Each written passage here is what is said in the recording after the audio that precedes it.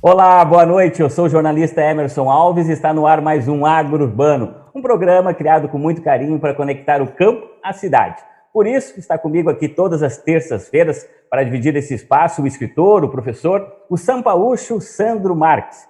Ele mora em um centro urbano da América Latina, em São Paulo, mas hoje deu uma fugidinha para o interior. É isso, Sandro, boa noite. Boa noite, Emerson. É verdade. Como você pode ver, estou numa cozinha diferente hoje. Vim aqui para o interior de São Paulo resolver uma questão familiar, mas estou a postos e curioso para o nosso programa. Então, hoje a gente também vai ter alguma surpresa, vai ter uma receita diferente aí, já que você está fora de casa? Eu aproveitei que o inverno começou sábado passado e pensei numa sopa bem especial, só que eu tive um pouquinho de dificuldade para encontrar os ingredientes que eu queria aqui. Para você ter uma ideia, eu fui procurar tomate. Sabe aquele filme Tomates Verdes Fritos? Sei. Pois é, o tomate que eu encontrei aqui era tomates verdes tristes. Poxa vida. Mas nem mesmo um tomate você tem. Eu sei que com um tomate você é capaz de fazer um banquete. Não. Vou ter que improvisar com alguma coisa aqui. Peraí, eu vou te dar uma força então. Olha só, pega aí, vai aí. Um tomatinho, ó. Tomate gaúcho. Pô, mas tá bonito esse tomate, hein? Puxa Tá vida. bacana, né? Então, esse tomate aí é muito fácil você saber. Ele não tem um código de barra, é só você apontar o celular para ele e aí você vai ficar sabendo. Vamos lá. Bah, mas que incrível! Aqui diz que o produtor é o Luiz Fernando, na cidade de Taquara, e é o lote 520. Cara, isso é incrível! Mas dá para fazer isso com qualquer fruta e qualquer legume? E é fácil fazer, assim, qualquer produtor pode implementar. Cara, podia ter uma lei, porque imagina eu aqui na cidade, sabendo de onde vem cada uma das coisas que eu compro. Calma. Sandro, essas informações são valiosíssimas, mas quem sabe a gente faz o seguinte, a gente pergunta para dois especialistas que respondem tudo isso para nós. Pode ser? Maravilha, combinado.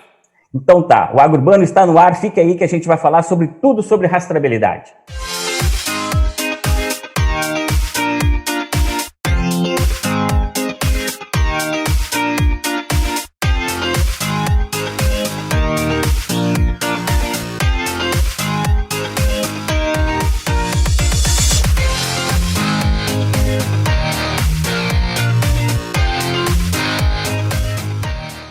Emerson, então você falou que a gente vai falar hoje de rastreabilidade. Estou vendo que a gente já está aí com os nossos dois convidados, que eu queria que você apresentasse, mas olha, eu vou te falar uma coisa. Rastreabilidade, para mim, é assim, quando eu era criança e eu não conseguia encontrar meu chinelo, eu gritava, né, do quarto, mãe, cadê meu chinelo? E tudo que eu ouvia era minha mãe falar assim, chama que ele aparece. E aí eu saía, chinelo, e até conseguir encontrar. Para mim, rastreabilidade é isso, cara.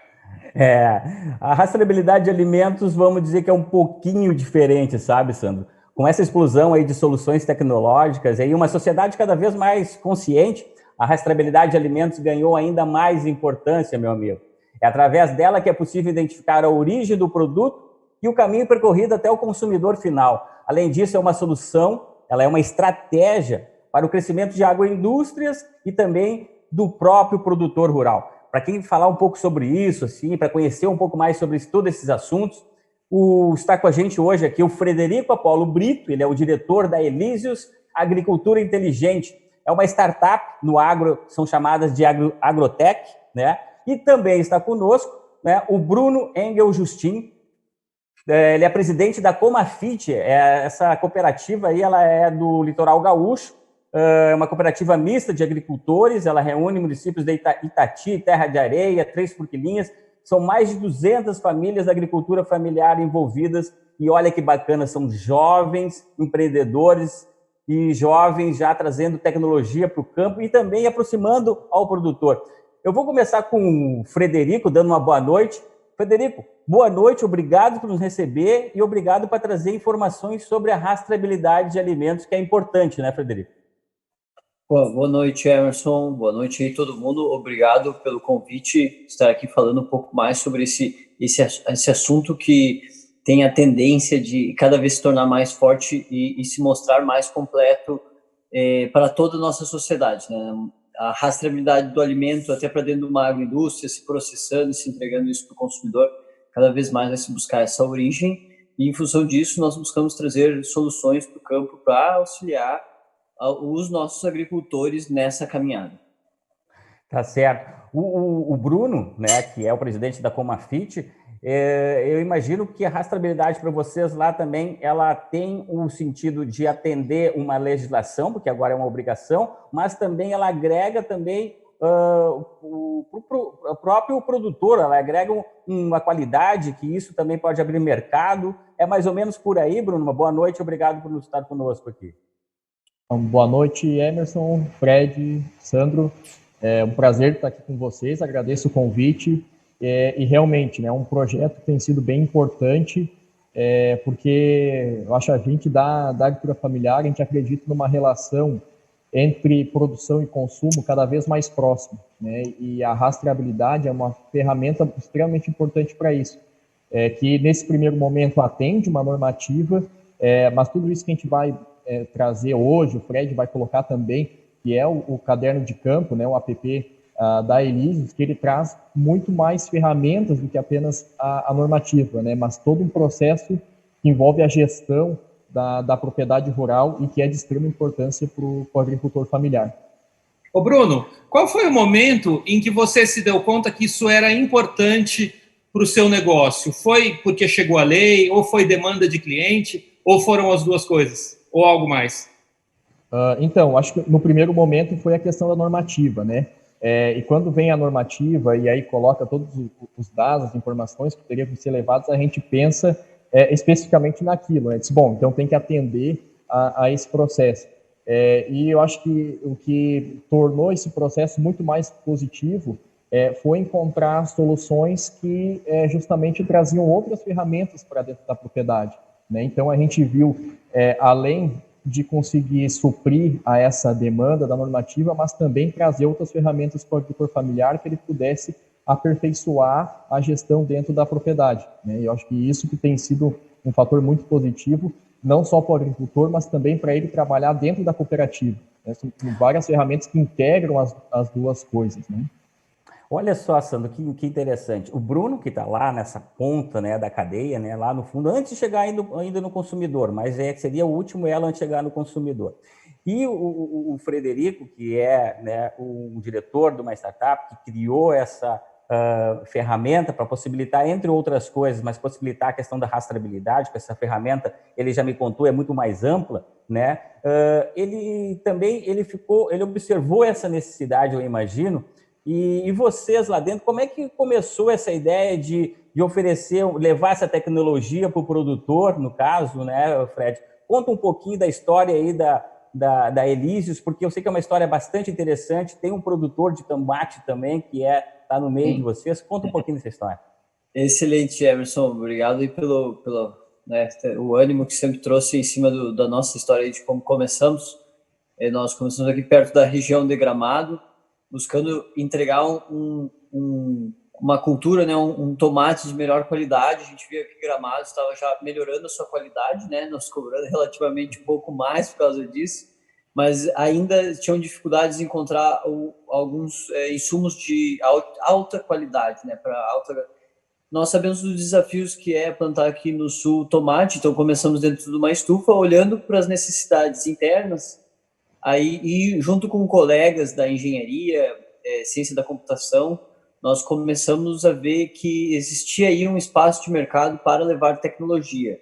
Nós acabamos, né, essa jornada começou há 5 anos atrás, nós acabamos desenvolvendo esse produto para estufas, mas falando sobre rastreabilidade, foi há 2 anos atrás, nós batendo um pouco no ponto de ainda auxiliar mais o produtor a tomar a sua decisão, a ver primeiro ele precisa ajudar a coletar a informação, padronizar essa informação.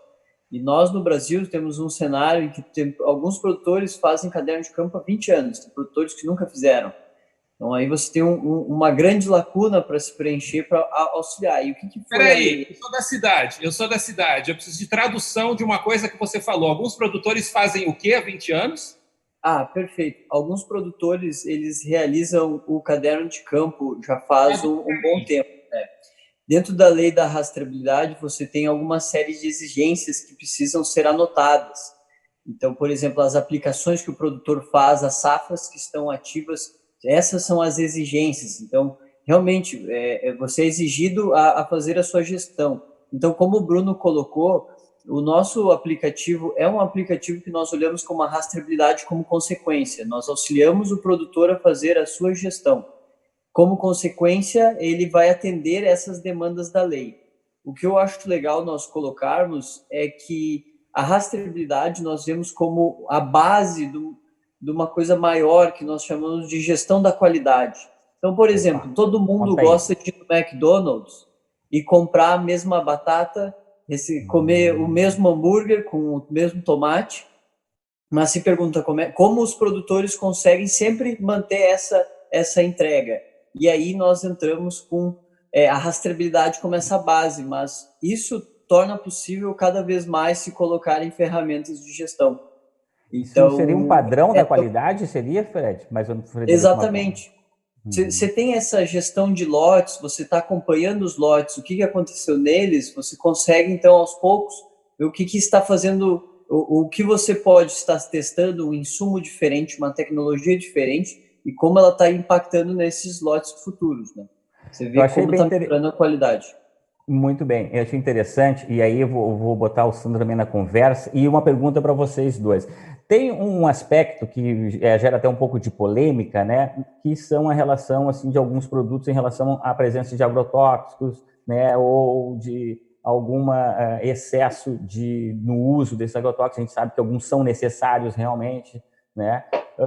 Mas através dessa rastreabilidade a gente também fica sabendo algumas informações a respeito desse sentido também. Pergunto para o Bruno, para o Fred, se puderem falar. Por favor, o Bruno pode falar com muito mais substância que eu, né? Não, então, acho que é uma preocupação sempre, e tem que ser uma preocupação, né, para o consumidor, de que forma o alimento que ele come é produzido, né? Então, acho que por isso já começa essa questão de aproximação entre a produção e o consumo. E a questão do agrotóxico, e que agora, né, com a rastreabilidade, traz uma nova forma também, né, de pensar esse processo de organização, é que tem alguns produtos, alguns insumos, que eles são determinados para cada tipo de cultura, né? Então, o que acontece? Às vezes, tem a prática de utilizar um determinado insumo que não é previsto para aquela determinada cultura. Então, o que acontecia antes, né? Dentro do processo, quem era responsabilizado era o ente intermediário, vamos chamar assim, né? Se tinha algum tipo enfim, era coletado alguma coisa indevida, o mercado, por exemplo, era responsabilizado. Hoje, com a rastreabilidade, isso chega lá na ponta. Então, é responsabilidade de quem produz, né, do agricultor. Então, isso a gente vem conversando muito, né, o pessoal da Elise sempre que está aqui também dialoga com os agricultores da importância, né, de ter esse cuidado na produção, né, quando for utilizar algum tipo de defensivo, né, fazer o uso com as devidas normas, para que seja um alimento seguro, né, para quem vai consumir. Então, acho que esse processo ele colabora muito, né, para uma segurança de quem está consumindo esses alimentos. Sem dúvida, aqui a gente está falando sobre rastreabilidades em hortifrutigranjeiros, né, em frutas, assim, de modo geral, mas é bom a gente também mencionar que a rastreabilidade hoje ela é muito utilizada, principalmente uma das pioneiras, a questão de carnes, né, da carnes também começou a utilizar isso, o lácteos também usa bastante, enfim, a rastreabilidade dos alimentos, ela, em alguns setores, ela é uma exigência, como a gente mencionou agora aqui na questão de hortifrutigranjeiros, ela entrou no ar, ela entrou em vigor já em 2018, me ajuda aí, Fred, quando é que é essa legislação? A legislação começou a entrar em vigor em 2018, se eu não me engano, a lei saiu em volta de 2017, já sendo comunicada pelo MAPA antes, foi adiada, então nós temos a última fase de implementação, se não me engano, será no último semestre do próximo ano. Então ela deveria agora já estar já tendo que ser 100% implementada. Então, tanto ter o caderno de campo, quanto o produtor ter suas notas fiscais, receituários agronômicos guardados. mas foram adiadas devido, sabemos que na prática existem algumas barreiras que devem ser quebradas, né? Então, foi em torno dessas datas aí, Emerson. Frederico, eu como um cozinheiro urbano aqui, o que eu posso esperar nos próximos meses com relação ao que eu compro num supermercado? Muito boa pergunta, né? Nós vemos um cenário em que nós já vemos, né, amigos, colegas conhecidos nos trazendo, que não são envolvidos com agricultura, nos trazendo que olham para embalagens e buscam ver onde é que é a origem desse produto. Muitos nos trazem isso como interesse, né? Então, nós vemos um cenário em que o consumidor vai estar buscando mais isso. Nós vimos um movimento em função de maiores clubes de assinatura, menos feiras, então acompanhamento nesse sentido, e o produtor tendo que passar. A rastreabilidade, como eu falei, ela é uma base, mas existem algumas normativas, por exemplo, de segurança alimentar, em que o produtor, a cooperativa, com certeza está se preocupando a passar com mais confiança, né? Então, passar essa confiança para todos. Gostei muito que o Bruno colocou, que o caderno de campo, ele acaba, daí você pensa, mas para prejudicar, para pegar o produtor que não está fazendo isso? Pode ser, mas é para muito beneficiar os produtores que estão fazendo, eles tirarem o seu risco, né? Valorizar quem faz bem, né? Exatamente. É interessante, só para perder esse gancho, não perder esse gancho, Sandro, o que o Fred está falando, a Elísio, elas trabalham com o pessoal também para produtores de moranguinhos, vai aparecer uma foto aí daqui a pouco, uma foto mostrando aí a questão também das etiquetas na rastreabilidade de moranguinhos, de laranja, de uva, né? Enfim, são vários setores que já fazem uso desse artifício, dessa ferramenta de rastreabilidade, já, né? Seja para diferente, ou para cumprir, ou para dar maior qualidade também. E Bruno, eu imagino que para vocês aí também, essa questão da rastreabilidade ajuda até para chegar em hospitais, comercializar, no caso, os produtos em hospitais, em escolas, e para as escolas e hospitais, sabendo que é um produto que tem um controle, né? Não é mesmo? Exato. A gente tem um mercado que é muito importante, né, para a Comafit, para a agricultura familiar, que é o mercado institucional, atender a alimentação escolar, a alimentação dos hospitais, dos exércitos, que é um mercado que tem aberto recentemente, e a gente já tem visto que alguns editais, ele já prevê a questão da rastreabilidade. Então, para ter habilitação dentro desse edital e fazer o fornecimento para esses órgãos, é necessário já colocar toda a cadeia daquele alimento até chegar. Então, acho que isso é extremamente importante e por isso a gente também vem se organizando, mas também não só para esse tipo de mercado, mas também o mercado privado, que a gente chama, né, que é chegar às pessoas e ter um canal direto de diálogo com essas pessoas, né, que é mostrar quem é que está atrás daquele alimento. Acho que isso que o Fred coloca, né, de ver pessoas que estão preocupadas. O Sandro perguntou isso, né? Bom, o que eu posso esperar indo no mercado para eu ter informações de onde está vindo esses alimentos? Isso é muito pertinente para a agricultura familiar, porque hoje a agricultura familiar ela coloca 70% dos alimentos que estão na mesa das pessoas vem da agricultura familiar, e é extremamente importante mostrar as famílias que estão por trás disso, né? Quem é que produz? É o homem, a mulher, o jovem, tem toda a questão da permanência do jovem no campo, que envolve o futuro da produção de alimentos. Então, é importante esse engajamento do consumidor para conhecer a cadeia. E acho, só para finalizar, tem uma mensagem importante assim que a pandemia trouxe também, né? Na verdade, uma discussão antiga, mas que se fortaleceu nesse momento. E várias vezes a gente fala da questão do comércio local, né? Bom, a gente precisa fortalecer o comércio local nesse momento, que vem passando por dificuldade, para ele sobreviver após pandemia, né? E da mesma forma, esse diálogo do consumo, de comprar a nível local se fortaleceu, né? Que é a questão de morar num território e comprar do agricultor que está naquela mesma região, de agregar valor, ter essa preocupação com a cadeia que está envolvida, né? Então, esse processo ele mostra isso, ele mostra da onde eu compro né, quem é que está por trás da comida que eu como e de que forma eu posso continuar ajudando essa pessoa que está envolvida em todo um ciclo, uma cadeia e faz parte do mesmo território que eu. Agora, eu fiquei com uma curiosidade, Bruno e Frederico. Quando a gente ouve falar dessas soluções que envolvem tecnologia, na minha cabeça, eu sempre imagino que essas soluções só são viáveis para grandes produtores. Mas, pelo que eu estou entendendo, vocês estão falando de uma solução que é acessível para a agricultura familiar. Muito boa pergunta, Sandro.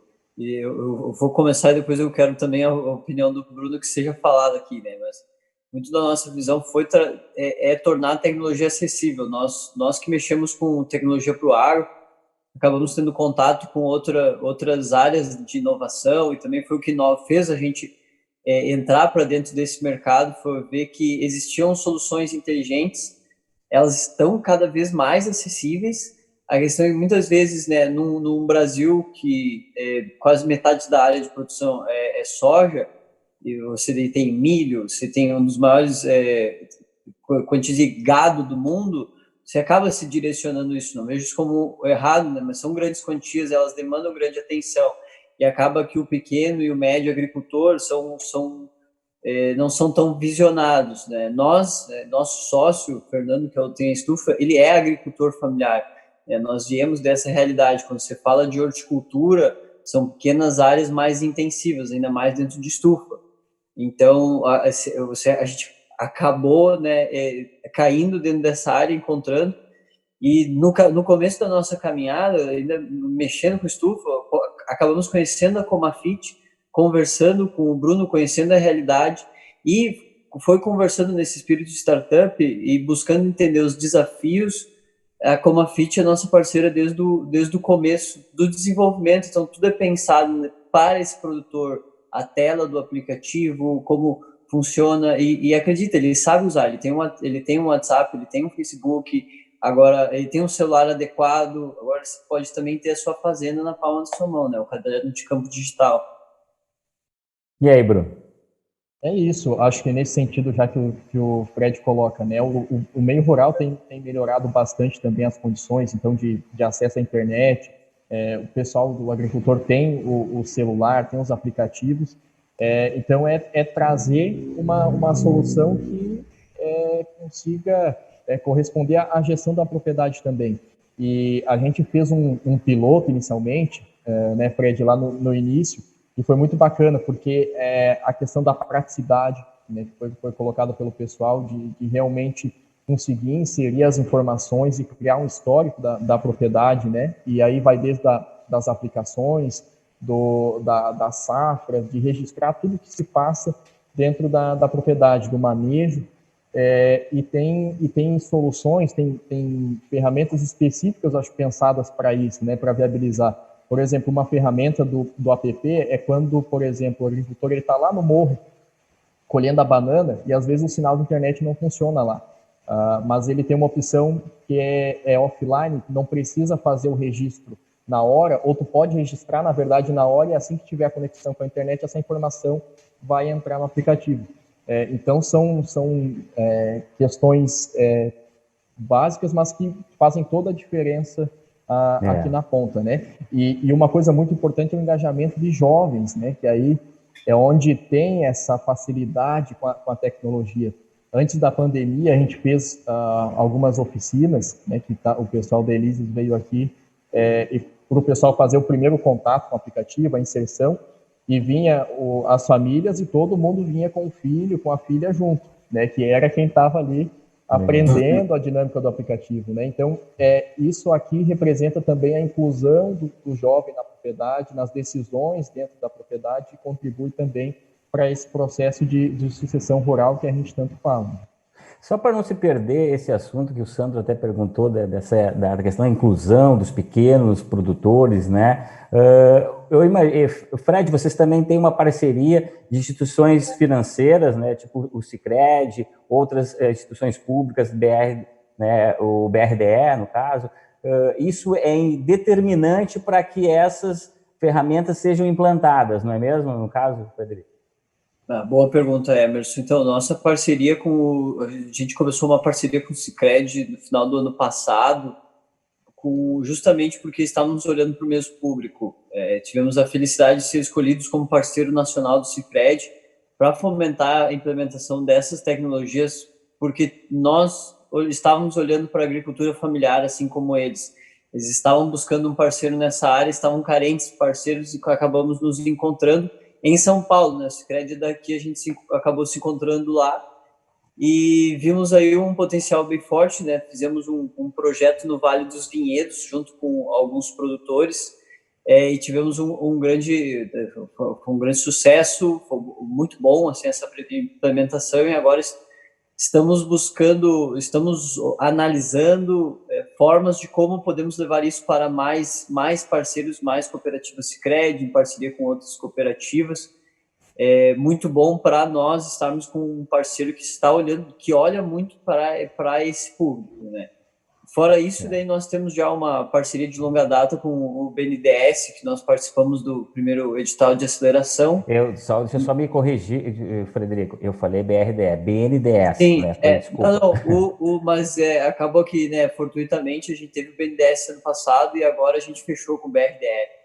Então, perfeito. o BRDE abriu um edital de inovação olhando para empresas que estão atendendo esse segmento de agro, agora o novo normal, e acabamos sendo olhados para ver que cooperativas e agroindústrias da região a gente pode ir beneficiando com essas tecnologias. Como a gente diz, eu acho legal também falar, são portas de entrada, né? A tendência é cada vez nós termos mais tecnologias para melhorar essa produtividade. Pessoal, tá me dando fome essa conversa toda, tá muito boa a conversa.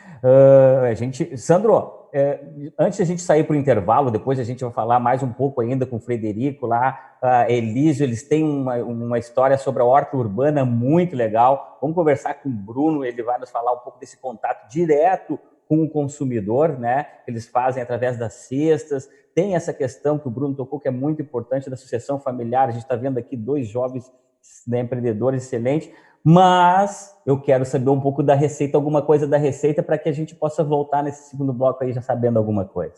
Eu até me distraí aqui, eu preciso acelerar, porque estava tão bacana ouvir vocês. Eu acho que agora finalmente eu entendi por que agro é tech e por que tech é legal e é legal para todo mundo. Mas olha só, eu estou aqui com o tomate que o Emerson me passou, estou aqui com o hortelã e, como eu disse, aproveitando que o inverno começou sábado passado, eu vou fazer uma sopa. A gente está acostumado a combinar tomate com manjericão, orégano. E a graça dessa receita é que ela é uma sopa cremosa feita com tomate e hortelã. Uma delícia para aquecer a gente nesse friozinho. E 5 ingredientes aqui. Tomate, hortelã, sal e azeite. Perfeito. Vamos conferir isso aí, então, depois do intervalo, é rapidinho, 2 minutinhos, a gente já está de volta, fica aí, o Agro Urbano, e a gente já volta. Vamos em frente.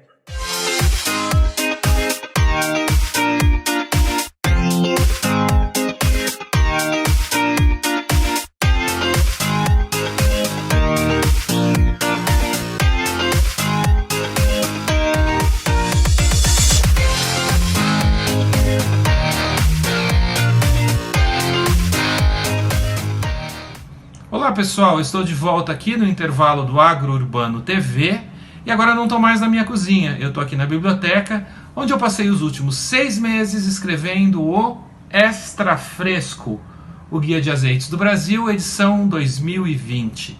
Para escrever esse guia eu viajei o Sul, o Sudeste, conheci os produtores, conversei com eles e provei todos os azeites. Aliás, muita gente me pergunta, depois de provar tanto azeite, você não tem uma reação? Pois é, até isso eu conto no guia.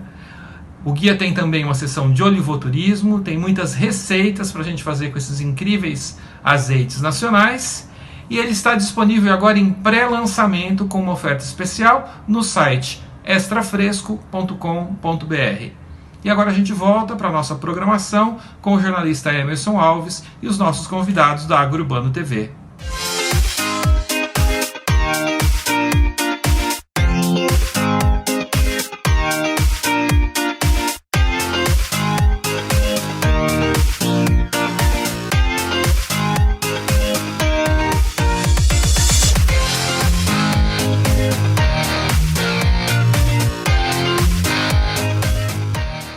Bem, estamos de volta com o Agro Urbano, hoje falando sobre rastreabilidade, junto com o Bruno Engel, da Comafit, e o Frederico, da Elísios. Mas antes de a gente começar esse papo, eu quero saber com o Sandro como está essa receita, quantos andas essa receita, Sandro? Emerson, tomate já está todo picadinho aqui. O que eu vou fazer com esse tomate? Eu vou refogar com alho e azeite por aproximadamente 10 a 12 minutos até ele ficar cozidinho. Depois vou bater no liquidificador para ter a nossa sopa de tomate com hortelã. Maravilha, maravilha. Então a gente já volta. No primeiro bloco, a gente falou bastante sobre a questão da rastreabilidade. A Elísios, ela é uma agritech que atua nessa questão, mas tem um envolvimento num projeto muito bacana que é de horta urbana, que está sendo implementado aqui no Rio Grande do Sul, em Porto Alegre, mais precisamente, às margens do Rio Guaíba. E eu queria ouvir do Frederico um pouco sobre esse projeto, como está o andamento, quem é envolvido e se a comunidade local também vai poder interagir nessa questão aí do projeto que vocês estão tocando aqui em Porto Alegre, Fred. Legal, Emerson. Que bom que tu trouxe esse é um assunto bem pertinente nesse momento. Essa foi uma conversa que começou junto com dois outros institutos, o Instituto Open Food, focado em fomentar o mercado da cadeia do alimento, e junto com o Instituto Besouro, focado em ensinar empreendedorismo para comunidades mais marginalizadas. Nós olhamos, em parceria junto com a Prefeitura de Porto Alegre, um terreno que fica ao lado da Federação Gaúcha, ali na ADVB, conhece o estacionamento à frente do Guaíba, para criar uma estufa modelo com que nós consigamos trazer para o público um pouco mais da realidade da produção do alimento. Então, seria uma estufa com toda a tecnologia Elísios, desde o controle de automação até a rastreabilidade, onde nós ensinamos apenados a cultivar algumas culturas de estufa e também estamos pensando em algumas frutíferas na área de fora. Qual é o objetivo? O objetivo é justamente mostrar o valor que tem esse alimento. Muitas vezes o consumidor final, o relacionamento dele começa na gôndola do supermercado e ele esquece toda essa cadeia. Então, justamente, é uma forma de educar e orientar para trabalhos como o que a Comafit faz. Poder mostrar para eles se sentirem mais conectados, né? Porque com certeza não é uma estufa para suprir a cidade, é uma estufa muito mais como modelo para servir de educação e orientação para o nosso consumidor em cima do nosso alimento hoje. Então envolve o poder público, a iniciativa privada, também a startups, esse envolvimento de um conjunto também de ações. Exato, tem um esforço coletivo bem grande para fazer isso dar certo. Desde a prefeitura, temos alguns deputados apoiando, temos esses institutos, temos a própria URGS dando apoio, e nós, como startup, também estamos falando com alguns outros fomentadores de tecnologia para poder colocar lá, né? Então, sim, é um esforço coletivo que está trazendo bastante força para esse projeto. Hoje, por causa do coronavírus, né, assim que começou a função do coronavírus, nós colocamos uma segurada no projeto em função de prioridades da saúde, né? Sabemos que a prioridade toda vai para a saúde, mas já estamos nos organizando para justamente trazer essa estufa como um marco após essa pandemia. Não sei se o Sandro queria fazer alguma pergunta nesse sentido.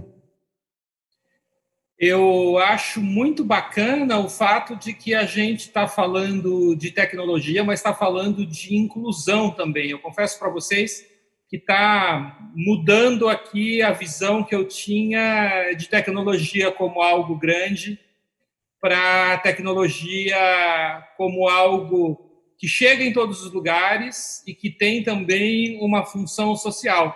E eu estou encantado em ouvir isso. E o interessante, o Fred estava falando desse projeto, que é bastante curioso, né? Até pelas pessoas envolvidas, pela forma, pelo local onde que ele vai ser implantado, né? Mas a gente está vivendo aí um pouco o drama dessa pandemia que travou um pouco o projeto. Se, por um lado, alguns projetos são travados, por um outro lado, a pandemia também faz nascerem outros projetos inovadores também. E o Bruno comentava no bloco anterior sobre a questão da aproximação, desse contato direto com o consumidor, né? Eu queria que o Bruno falasse um pouco dessa iniciativa que a Comafit vem tornando lá na região do Litoral Norte. São vários municípios que vocês atendem, mas também estão chegando na grande Porto Alegre, como em Canoas. E eu gostaria que você falasse um pouco aí sobre esse processo que vocês estão falando. Depois a gente volta a saber um pouquinho mais sobre a horta urbana, mas eu gostaria de ouvir uma opinião do Bruno também nesse sentido. Então, acho que a pandemia ela veio, né, e mudou várias questões aí do nosso cotidiano, da nossa organização. E com a Comafit também teve esse processo pelo fato da Comafit ter como principal mercado a alimentação escolar. Então, a partir do momento em que tem a suspensão das aulas, foi preciso ver alternativas e outras possibilidades, né, para escoar aquela produção que estava comprometida com aqueles projetos da alimentação escolar. Eu acho que uma avaliação importante foi que, mesmo com a pandemia, a agricultura familiar ela não parou, né, por justamente ter esse papel dentro da sociedade de garantir a produção de alimentos. Então, um projeto que a gente sonhava há anos, né, e muitas vezes era visto como distante, aconteceu em meio a essas circunstâncias, né? Se a gente for retomar há 20, 25 anos atrás e imaginar um processo direto, né, entre o agricultor e o consumidor, talvez fosse impossível, né, dessa forma, porque era uma realidade completamente diferente, com intermediários, atravessadores, e que pouco agregava valor aos produtos da agricultura familiar. Então, hoje, com esse processo, consegue aproximar muito mais e fortalecer o vínculo com as pessoas que estão na outra ponta, que estão consumindo esses alimentos. Então, hoje a gente iniciou no Litoral Norte, né, são vários municípios aqui que são atendidos, e também no município de Canoas. Tem sido uma alternativa muito importante, porque justamente a gente tem ouvido isso das pessoas, que é essa valorização. E é isso que a gente falava, né, da questão da rastreabilidade, de conhecer a cadeia. E a rastreabilidade ela leva a isso, porque leva informação a quem compra, e as pessoas fortalecerem esse vínculo sabendo de quem elas estão comprando. E isso tem uma coisa que é solidária de dentro das pessoas, né, de saber que ao mesmo tempo que está consumindo um alimento saudável, chega a alface, o tempero, chega tudo fresquinho, que são alimentos colhidos até um dia antes, né, a cadeia curta, que a gente fala, e ao mesmo tempo que essa pessoa recebe esse alimento, também está valorizando um processo cooperativista, está valorizando o agricultor a receber um preço justo, valorizando o jovem que está lá no campo e quer continuar produzindo alimentos. Então, tem sido muito importante, um processo que vem, né, nessas circunstâncias da pandemia, mas que hoje a gente já busca também pensar e se organizar para ele pós-pandemia. Isso tudo motivou, por exemplo, a gente iniciar um processo de estruturação de um e-commerce da Comafit para comercializar esses produtos também, facilitar esse processo pós-pandemia. Legal, até porque antes da pandemia, esse já era um movimento que vinha acontecendo, né? As pessoas já estavam interessadas em tirar o anonimato dos produtos que elas consomem e saber de onde veio, como foi produzido, quem foi que produziu, se quem produziu também recebeu a remuneração adequada. Eu acho que é uma mudança de paradigma geral muito importante e muito positiva para a sociedade. A gente conseguiu chegar num patamar nas últimas décadas em que conseguiu aumentar a produção de maneira geral, mas à custa de um certo distanciamento do consumidor final. Eu que estou na cidade e que compro um tomate como qualquer outro produto industrializado, isso acontece com a maior parte das pessoas. Então, esse movimento de aproximação vem crescendo, e aí o que eu acho incrível é que a gente está falando de tecnologia para resolver essa questão da cadeia muito longa, né? E outra coisa, né, Sandro, outra coisa interessante que também cresce nesse meio da gastronomia, né? Exato, porque o movimento, na verdade, né, é do consumidor e é dos chefes também, né? Até algum tempo atrás, alguns chefes não estavam despertos para esse fato, né? Então, recebiam o produto ali de um comprador também, da sua própria equipe, mas que estava ali olhando só para custo. E agora você tem toda uma geração, inclusive uma geração jovem também de chefes, que fala, opa, peraí, eu quero conversar com o produtor, até porque eu quero especificar um produto, quero um produto que eu não encontro, quero uma variedade que eu não encontro.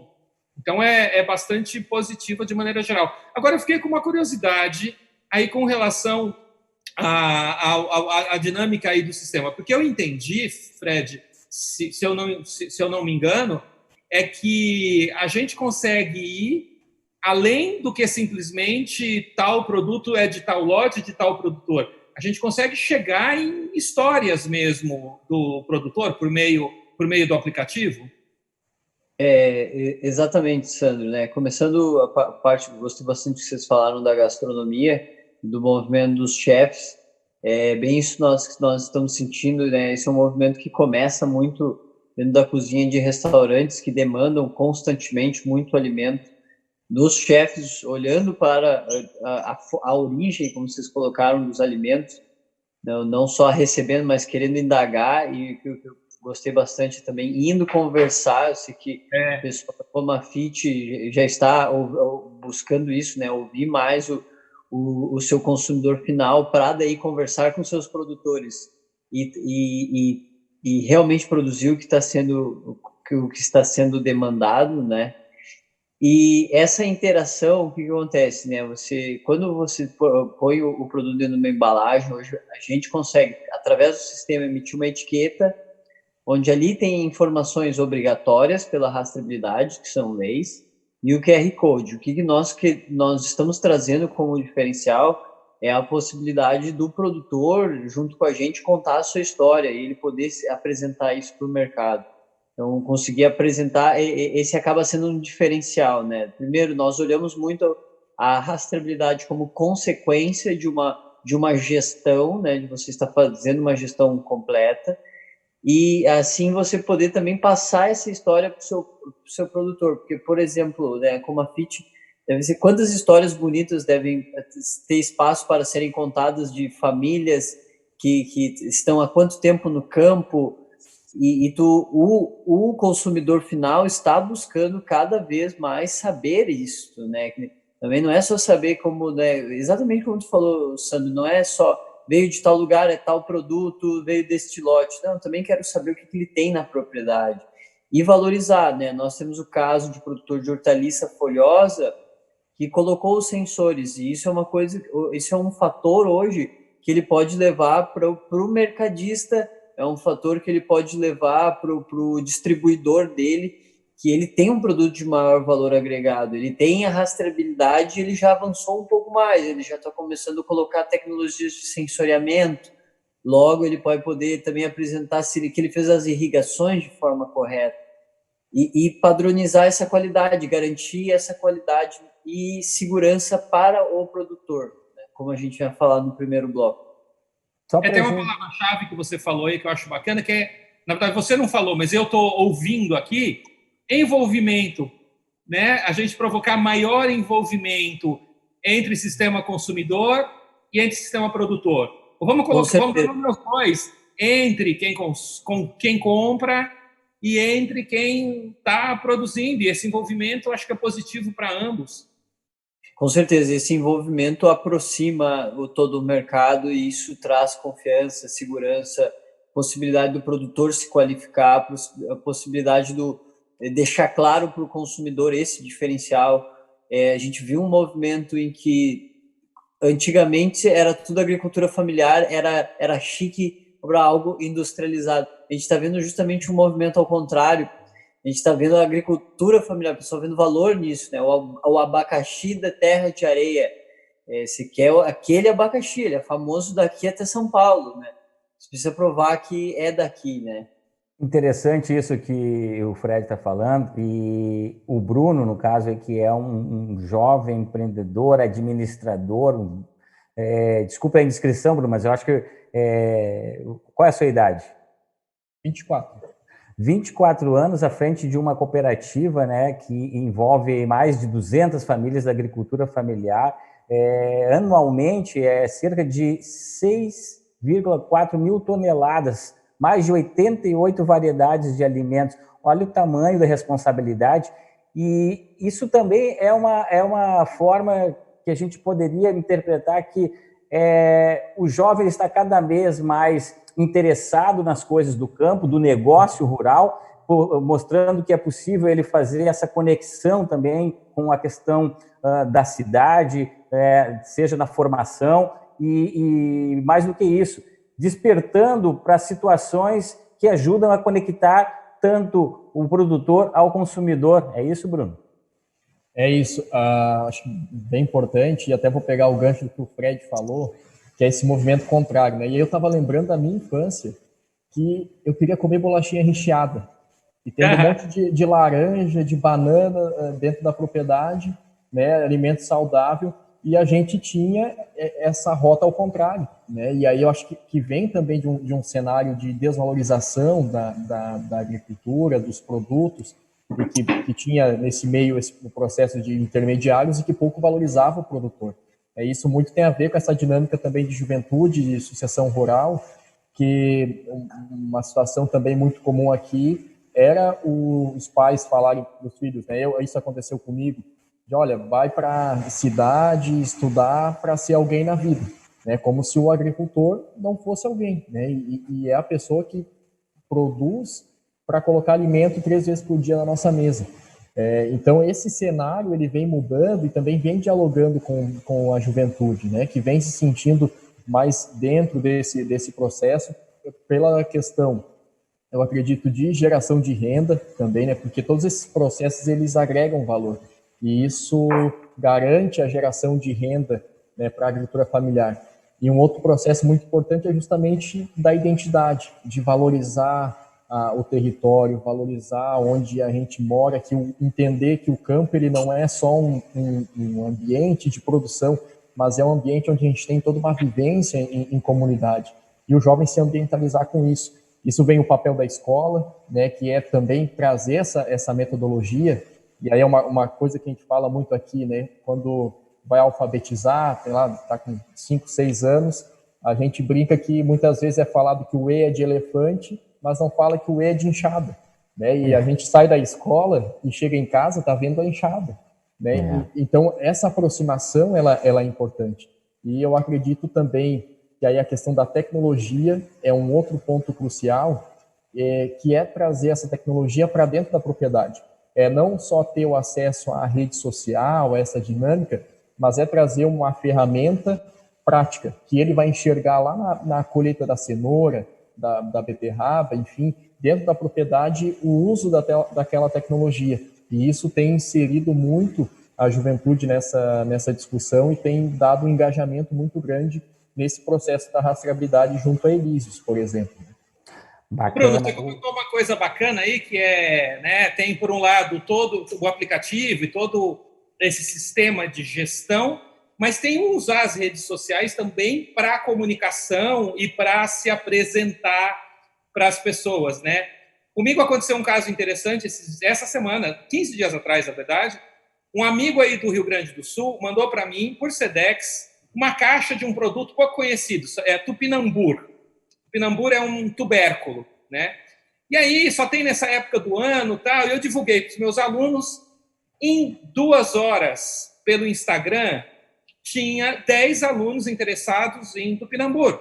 Eu tive que ligar para o produtor mandou para mim, e aí eu falei para os alunos, agora todo mundo que vai fazer prato com tupinambur vai publicar também nas redes sociais e marcar a família produtora que fez. E, cara, foi um sucesso. Os produtores me ligaram, olha, a gente não sabia o que fazer com a colheita e agora a gente já vendeu tudo. Então, tem o lado de gestão, tem o lado de comunicação também, né? Exato. Não, e eu pegando um gancho disso, como é importante essa interação entre, né, quem come e quem produz, né? E essa dinâmica das redes sociais, de troca, porque estreita a relação, né? Isso causa essa aproximação. O envolvimento. O envolvimento. E essa dinâmica, ela passa a não ser só de mercado, não constitui só uma relação comercial que envolve o mercado e o preço, mas tem uma relação social, uma relação de confiança por trás disso, né? Que é conhecer quem está produzindo, conhecer a família, saber que tem um homem, a mulher, o jovem por trás daquilo, né? Então, essa aproximação, ela é muito importante. E eu só queria também fortalecer um ponto, que é essa questão de entender o consumo, né? Que vem dessa interação também. Vou dar um exemplo bem prático. A gente entende que a Comafit, por exemplo, e as cooperativas de produção, ela tem um papel de organizar a produção. Mas, por exemplo, a gente não pode produzir só cenoura e dizer, olha, vamos produzir cenoura, se daqui a pouco não é o consumo de cenoura que está aquecido, né? Então, entender essa dinâmica de mercado, que é isso que o Sandro fala, né? Aí divulgou já aqueles outros produtos, então isso pode dar uma consequência muito grande lá na ponta, que é incentivar o pessoal vamos aumentar a produção desse produto, desse item, porque o consumo está aquecido. Então é extremamente importante, né, essa interação de entender o consumo, dialogar com as pessoas, para a partir disso também organizar a produção. Muito legal. A gente já está se encaminhando para o final do programa, passa muito rápido e isso é bom, é sinal que a conversa está indo bem. E eu queria voltar com o Fred ali, o Frederico falou agora há pouco sobre a horta urbana, né?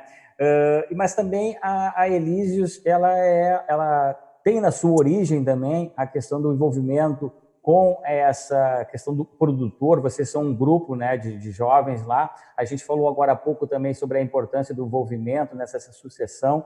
Nas tuas andanças aí também, Frederico, também vocês visitam, a gente está falando aqui de rastreabilidade em hortifruti, mas a gente sabe que existe a rastreabilidade em vários segmentos também, na agricultura e também na pecuária, existe muito fortemente a questão da rastreabilidade. Eu gostaria que tu falasse um pouquinho sobre esse trabalho da Elísios, para a gente encaminhando o fechamento, e sobre a dimensão e atuação de vocês hoje no cenário não só do Rio Grande do Sul, mas no cenário nacional. Legal. Então, sabemos, né, que o cenário de rastreabilidade envolve vários pontos da cadeia de todo o agro, né, dentro dos seus segmentos. Hoje nós trabalhamos particularmente com rastreabilidade agrícola, né, então são insumos que vêm dessa parte de agro, né, nós não somos envolvidos a pecuária, por mais que somos grandes entusiastas aí com parceiros e entendemos a grande necessidade aí, laticínios, dessa perecibilidade e do acompanhamento. Nós atuamos, então, principalmente na região sul do Brasil, em parceria com cooperativas, onde a Comafit foi uma das primeiras na nossa caminhada, e estamos, aos poucos, implementando o sistema dentro de mais famílias. Nós temos com cooperativas ali da Serra, né, principalmente o Sicredi, atuando, implementando rastreabilidade, né? O Sicredi olhou o nosso caderno de campo digital como uma ferramenta para levar para outros produtores. E em função, durante o Covid, acabamos fechando uma parceria com a Bayer, que acabou aumentando o nosso escopo de projeto, e também junto com o Sicredi, para agora tanger mais a região sul e sudeste do país, focando nessa gestão agrícola, olhando a rastreabilidade como consequência, né? A gente sempre coloca desta forma. Então, que pão bonito aí, vai sair uma sopa boa. E então, um pouco do escopo do nosso trabalho, seguimos com o nosso braço em sensoriamento e automação, mas entendemos que hoje nós temos um trabalho orientativo e educativo, levando essa primeira base, que é auxiliando os produtores poderem fazer suas primeiras anotações, podendo acompanhar os seus resultados por indicadores, e assim realmente entendendo o valor depois de implementar uma tecnologia, o benefício que ela vai trazer. Então, maravilha. É um pouco, né, do nosso trabalho nos últimos tempos. E é um grande trabalho já, né, nessa jornada de vocês. A Elísios tem quantos anos já de atuação? A Elísios começou em torno de 6 anos atrás, na sua ideação. Nós já temos, né, instalamos estufa, né, conhecemos, acho que a Comafit faz uns 2, 3 anos, ainda na área muito focando em controle e automação da estufa. Há 2 anos que começamos a olhar para esse sistema de rastreabilidade. A gente diz que E ano passado, mesmo no final do ano passado, que nós lançamos a plataforma de forma oficial para atender esse mercado de integração de cooperativas. Então, legal. Uma caminhada aí em cima de tecnologia para o agro. Maravilha. Bruno, antes da gente ir lá ver a receita do Sandro lá, que parece que está bem maravilhosa, suculenta, maravilhosa mesmo, eu queria que tu falasse um pouco para nós aí, rapidamente, sobre a Comafit e passasse o site para ver onde que as pessoas possam conhecer e até mesmo adquirir os produtos. Então, a cooperativa, a Comafit, aqui do Litoral Norte, envolve os 3 municípios de Itati, Terrajaria e Três Coquilhas, onde fica a produção, mas atende a região do Litoral Norte e Canoas, né? Hoje com a questão das cestas e entrega em casa. Uma diversidade bem grande de alimentos. Hoje a gente tem trabalhado com oferta de cestas, são 4 opções de cestas, uma delas é completamente orgânica e com produtos, com a grande maioria produzidos aqui na Comafit, mas também tem produtos de outras regiões do estado, de outras cooperativas. Isso o que viabiliza esse processo através da Rede Coop, que é uma rede de cooperativas do estado do Rio Grande do Sul, onde tem mais de 44 cooperativas, são 44 cooperativas, na verdade, associadas e que interagem, trocam alimentos entre as regiões. Então, viabiliza com que a gente oferte também alimentos de outras cooperativas aqui na nossa região. O site é comafit.com.br e também a gente pede para o pessoal seguir a Comafit nas redes, né? Comafit no Instagram e no Facebook, que é onde a gente divulga a oferta semanal desses alimentos, para, enfim, fazendo a encomenda e ali o processo de encomenda para estar viabilizando. Sandro, a gente tem pouco menos de 3 minutos para a gente fechar o programa. Então, eu gostaria que tu pudesse aí passar a receita, contar um pouquinho para a gente aí, para que a gente possa encaminhar, então. Espera só um pouquinho que eu estou seguindo a Comafit aqui. Só um minuto. Tudo bem. Olha só, essa receita aqui, ela está no meu livro que está sendo lançado, que é o Extra Fresco, o Guia de Azeites do Brasil. Eu viajei o Brasil todo, desde dezembro do ano passado, mapeando a produção nacional de azeite extra virgem, né? A gente tem uma incrível produção no Brasil. O livro está saindo agora. Ele pode ser encontrado no site extrafresco.com.br. Tem mais de 50 receitas no livro e uma delas é essa sopa aqui. É uma sopa de creme de tomate com hortelã e iogurte. É uma combinação que a gente não pensa em fazer no dia a dia, mas assim, agora para o inverno é absolutamente deliciosa, leva 4 ou 5 ingredientes e vocês encontram ela no livro sobre azeites. Maravilha, maravilha. E tu tá num ambiente todo especial hoje também aí, né, Sandro? É verdade. Hoje, como eu tive que viajar, eu estou aqui numa padaria artesanal que chama Cozinha da Vandinha. Eu queria agradecer o padeiro, ver se o padeiro aparece aqui. Olha, ele estava fazendo pães de domingo. Eu queria fazer um agradecimento e Geraldo, faz um convite para as pessoas conhecerem aqui. Seja bem-vindo quando estiver passando por aqui, Araraquara, a terra da Morada do Sol. Venha tomar um café conosco, será muito bem recebido. Muito obrigado. Obrigado pelo espaço, viu? Obrigado mesmo, Gilberto. Obrigado ao Sandro. Obrigado ao Frederico da Elise. Obrigado ao Bruno. Foi uma honra ter vocês aqui. Muito obrigado pelos esclarecimentos. Eu vou me despedindo por aqui, quero experimentar essa sopa aí que o Sandro fez, parece estar maravilhosa. Bruno, muito obrigado e até uma próxima, viu? Certo, obrigado Emerson, Sandro, Fred e até a próxima. Agradeço a parceria e o espaço. Uma boa noite. Obrigado, Fred. Feito, pessoal. Sandro, Emerson e Bruno pela parceria de sempre. Quem quiser acessar e conhecer nossas soluções, cadernodecampodigital.com.br. Maravilha, vamos botar aqui cadernodecampodigital.com.br. Sandro, até semana que vem, terça-feira que vem. Esse é o tchau do Sandro, deve estar muito bom. Tchau, pessoal. Vamos em frente.